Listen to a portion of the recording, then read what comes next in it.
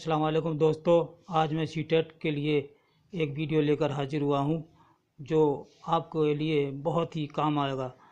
اور اس میں دو سوال ایسے دیے ہوں گے جس میں کہ ایک عبارت دی گئی ہوگی نثر کی اور ایک نظم کی عبارت دی گئی ہوگی، اس بات کو آپ سمجھ لیجئے۔ اور نثر کی عبارت دی گئی ہوگی تو اس میں لکھا ہوا ہوگا سوال کہ نیچے دی گئی عبارت کو پڑھیے اور دیے گئے متبادل میں سے مناسب ترین متبادل کا انتخاب کیجیے۔ متبادل یعنی بدلنے والا، باری سے آنے والا یا باری سے کام آنے والا۔ یہ تو اسی میں سے آپ کو جواب چھانٹنا ہے، اور یہ بہت آسان ہے اور آسان سوال آئیں گے، چاہے وہ جونیئر میں آئیں چاہے وہ پرائمری کے ٹیسٹ میں آئیں، دونوں میں آئیں گے یہ سوالات۔ تو دوستو، اگر نظم آپ کو یاد کرنی ہے جس میں الطاف حسین حالی کی ہے، شفیع الدین نیر کی ہے، افسر میرٹھی کی ہے، اسماعیل میرٹھی کی ہے، علامہ اقبال کی ہیں، جو بچوں کو اوپر نظمیں ہیں وہ آپ کو یاد کرنی ہے، اسی میں سے کوئی نہ کوئی نظم آئے گی ان شاعروں میں سے۔ تو ہم نے ایک نثر کا پیراگراف آپ کو لیا ہے جو مثال کے طور پر ہم آپ کو بتا رہے ہیں، یہ نہیں کہ یہی امتحان میں آئے گا، لیکن آپ اس سے سمجھ لیں گے کہ متبادل سوالات کس طرح سے ہوں گے۔ یہ فرض کیجئے کہ یہ آپ کا یہ پیراگراف آپ کو دیا گیا ہے۔ میر امن دلی کے رہنے والے تھے، ان کا اصل نام میر امان تھا، لیکن میر امن کے نام سے مشہور ہوئے۔ یہ شاعر بھی تھے اور امن ان کا تخلص تھا۔ ان کے حالات زندگی کے بارے میں بہت کم معلومات ہیں۔ یہ دلی سے پہلے پٹنہ روزگار کی تلاش میں پہنچے۔ دلی کی تباہی کے بعد میر امن سخت پریشان ہو گئے، مجبوراً پٹنہ کا رخ کیا۔ وہاں سے کلکتہ روزگار کی تلاش میں گئے، جہاں کافی دن روزگار کی تلاش میں گزار دیے۔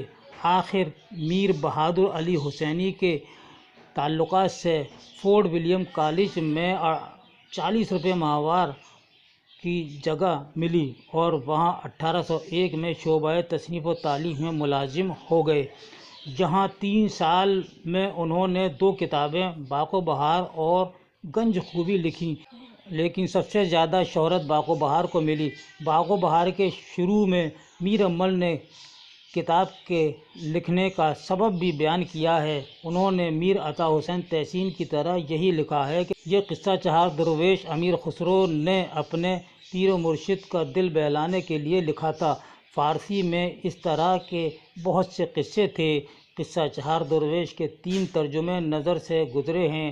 محققین کا خیال ہے کہ میر عطا حسین تحسین کی کتاب نوطرز مرصع کو سامنے رکھ کر اس کا آسان ترجمہ کر دیا گیا ہے۔ گلکرسٹ کے اصرار پر میر امن نے اسے ٹھیٹھ اردو میں اور عام بول چال کی زبان میں لکھا ہے۔ نوطرز مرصع کی زبان ثقیل اور بوجھل ہے، اس لیے مقبول نہ ہو سکی۔ میر امن نے نہایت سلیس اور عام بول چال کی زبان میں اس کو لکھا۔ کہانی ایک ہے مگر دونوں کے اسالیب میں نمایاں فرق ہے۔ اس کے دوسری کئی زبانوں میں ترجمے ہو چکے ہیں۔ میر امن کو باغ و بہار ترجمہ ہوتے ہوئے بھی بہترین تصنیف ہے، زبان اور سلاست کی وجہ سے ہمیشہ یادگار رہے گی۔ اس کے بعد میر امن نے دوسری کتاب گنج خوبی لکھی جو باغ و بہار کے مقابلے میں مقبول نہ ہو سکی، اور یہی دونوں کتابیں ان کی یادگار ہیں۔ اب اس میں سے سوال دیتے ہیں، سوال بھی اسی میں سے دیں گے کہ میر امن کہاں کے رہنے والے تھے، تو ہمارا جواب ہوگا کہ دلی کے رہنے والے تھے۔ تو میر امن کلکتہ کس لیے پہنچے؟ میر امن جب دلی کی تباہی بربادی ہو گئی تو کلکتہ پہنچے۔ دلی کی تباہی اور بربادی کے بعد میر امن پہلے پٹنہ پہنچے، پٹنہ کے بعد پھر کہاں پہنچے روزگار کی تلاش میں، تو جواب ہوگا کلکتہ پہنچے۔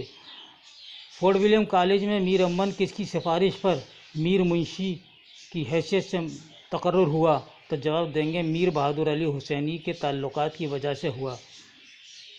میر امن کو فورٹ ولیم کالج میں کتنے روپے ماہوار تنخواہ ملتی تھی، تو 40 روپے ماہوار تنخواہ ملتی تھی۔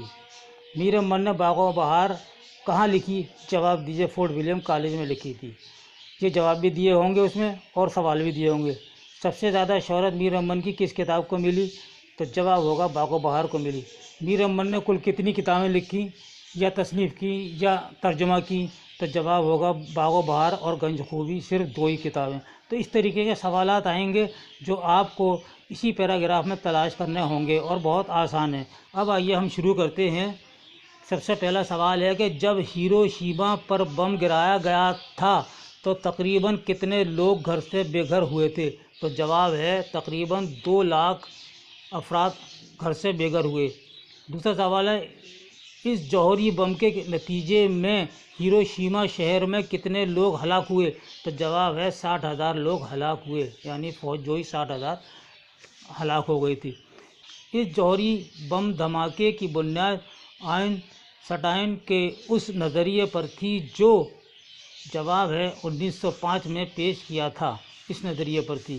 ہیروشیما پر بم گرانے کے لیے کس سن میں صدر روزولٹ کو خط لکھا گیا تھا؟ تو جواب ہے یہ خط 1939 میں لکھا گیا تھا۔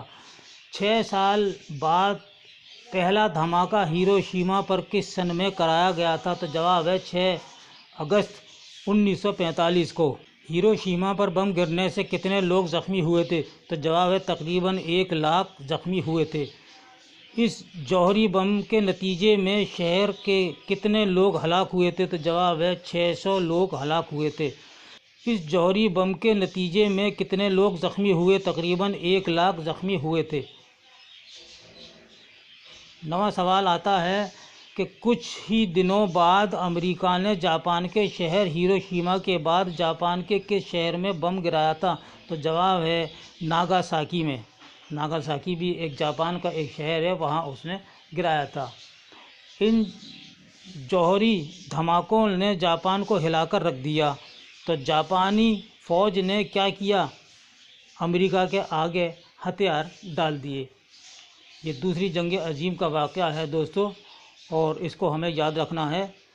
آئیے اب 11واں سوال ہے یہ کون سی جنگ عظیم کا واقعہ ہے؟ تو جواب ہے دوسری جنگ عظیم کا واقعہ ہے۔ 12واں سوال ہے شعور کے معنی ہوتا ہے عقل مند اور سمجھدار۔ طوفان اٹھانا کا مطلب کیا ہے؟ یعنی فتنہ برپا کرنا۔ شکل کی جمع کیا ہے؟ جواب ہے اشکال۔ طلباء کو معنی واضح کرنے کے لیے سب سے بہتر طریقہ کون سا ہے؟ تو جواب ہے لغت دیکھ کر صحیح معنی بتائیں، یہ ہے صحیح طریقہ اس کو۔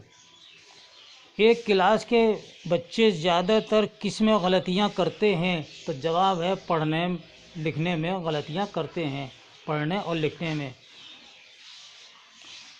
17واں سوال ہے منہ زبانی پیشکش میں کون سا طریقہ مفید ہے؟ آمنے سامنے کی پیشکش، یہ ہے اس کا جواب۔ دوستو یہ تھا ہمارا آج کا سی ٹیٹ پر ایک بہت ہی امپورٹنٹ ویڈیو۔ یہ ویڈیو آپ کے لیے بہت ہی فائدہ مند ہے۔ امید ہے کہ یہ آپ کو پسند آئے گا، اور اگر پسند آتا ہے تو آپ اس کو ضرور لائک کریں اور شیئر کریں، اور آپ نے اگر چینل کو سبسکرائب نہیں کیا ہے تو ازرائے کرم اسی وقت ہی سبسکرائب کر لیجئے، کیونکہ یہ ویڈیو آپ کے لیے بہت ہی کام میں آئیں گی۔ اس کے ساتھ ہی اپنے بھائی محمد خورشید خان کو اجازت دیجیے۔ اللہ حافظ۔